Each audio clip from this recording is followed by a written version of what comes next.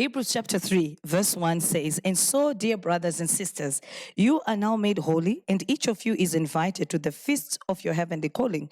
So fasten your thoughts fully unto Jesus, whom we embrace as our apostle and king priest. For he was faithful to the Father who appointed him in the same way that Moses was faithful to the Father who appointed him. In the same way that Moses was a model of faithfulness in what was entrusted to him. But Jesus is worthy to receive a much greater glory than Moses. For the one who builds a house deserves to be honored more than the house he builds. Every house is built by someone, but God is the designer and builder of all things." I love this scripture, especially the part that talks about how we must fasten. It says, "So dear brothers, you are now made holy." You know, our salvation is not something that we earned. Our salvation is something that is a free gift. The Bible says that we have been saved through grace, that which is not of our own, and is through faith and grace, that which is not of our own, because actually God is the one who gave us a portion of grace in order for us to be able to believe that Jesus Christ was, as the Son of God came and lived amongst us and died for us and rose from the dead for us. There is absolutely nothing that we could ever do to earn salvation. In other words, sin literally had separated us from God, and there was such a wide gap and impossible gap to fill by works or anything else that we could have done. Absolutely nothing that we could do could make us or get us to a place where we could earn or deserve God's love and grace. We didn't deserve God's love and grace.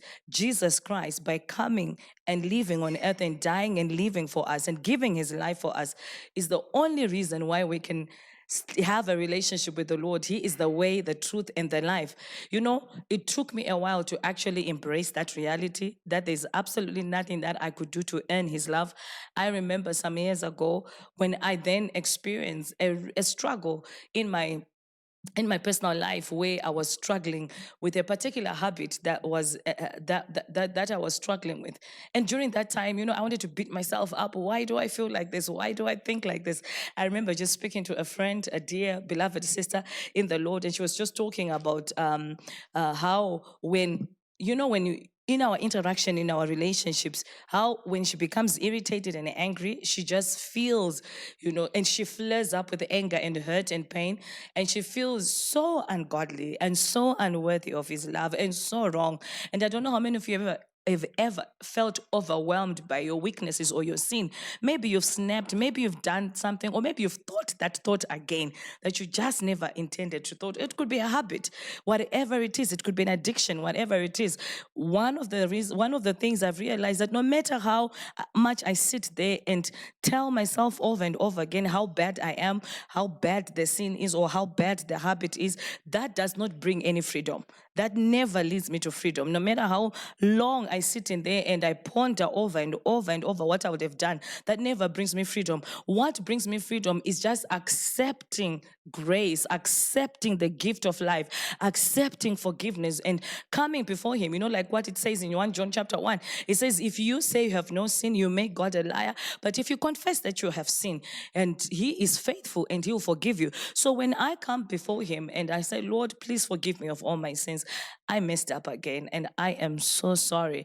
And having said that, I, by faith, believe that he has forgiven me and I receive the forgiveness of sin.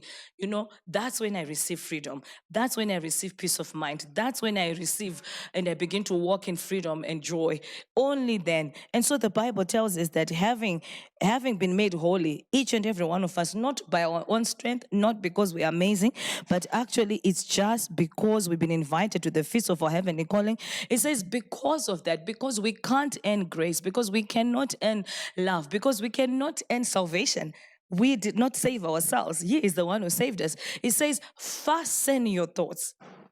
You know, when you understand where you've come from, when you understand that you never earned salvation, when you look back and you realize how sinful, how evil you are, how the Bible says that the heart of man is exceedingly wicked, who can fathom it? When you have an appreciation and an awareness of where you've come from as a believer, that if it had not been for the Lord who died for us, if it had not been for Christ who died for each and every one of us, including me, oh my goodness, where would I be? When you don't have that appreciation, you may think you can afford to not fasten your eyes? Because fastening your eyes upon Jesus, it means that we don't move our eyes from him. We keep our eyes locked into his eyes every minute, every second, every single hour. We keep looking unto him, the author and the finisher of our faith. We keep gazing into his eyes. We keep gazing into his grace, because we are so aware that outside of him, outside of Jesus, we are not able to stand. You know, you could be struggling with addiction or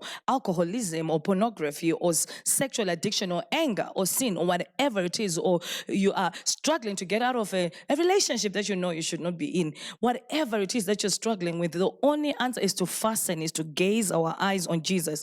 When we look to him, when we are not moved, when we do not move to the left or to the right, but we keep our eyes focused on him and fastened onto him, guess what? You know what? Change begins to happen in our lives and in our hearts, and we receive strength for salvation. Strength even to be made holy, because that's what it says. You have been made holy. No, so we don't make ourselves holy. It's when we fasten our eyes on him, we receive that holiness. We receive an impartation of his character, an impartation of his presence, an impartation of who he is. That is the answer. Jesus is the answer to purity and to holiness. Jesus is the answer to addiction. Keeping our eyes on him, fastening. And how do we do that? That's worship, that's adoring him, that's gazing into his eyes, that's loving him. Is it hard? Yes, it's difficult, especially when you're starting off, but that is something that you can actually ask him.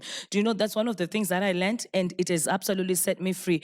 I can come to him just like a stone cannot lift itself up. Just like a stone cannot lift itself up, I come to him and say, Lord, I am like a stone. I can't lift myself up. I cannot make myself love you. I cannot make myself connect with you. So I'm asking you to encounter my heart so that I can love you with all of my heart, with all of my mind, with all of my strength, and with all that I am. That's what I need to do. Just to come to him and just drink from him, worship him in adoration. And when his presence comes, I just lay there in stillness and I receive from him. Just like I receive forgiveness, I choose to receive forgiveness. I choose to receive his presence. Well, I pray that bless you. May God bless you. See you next time.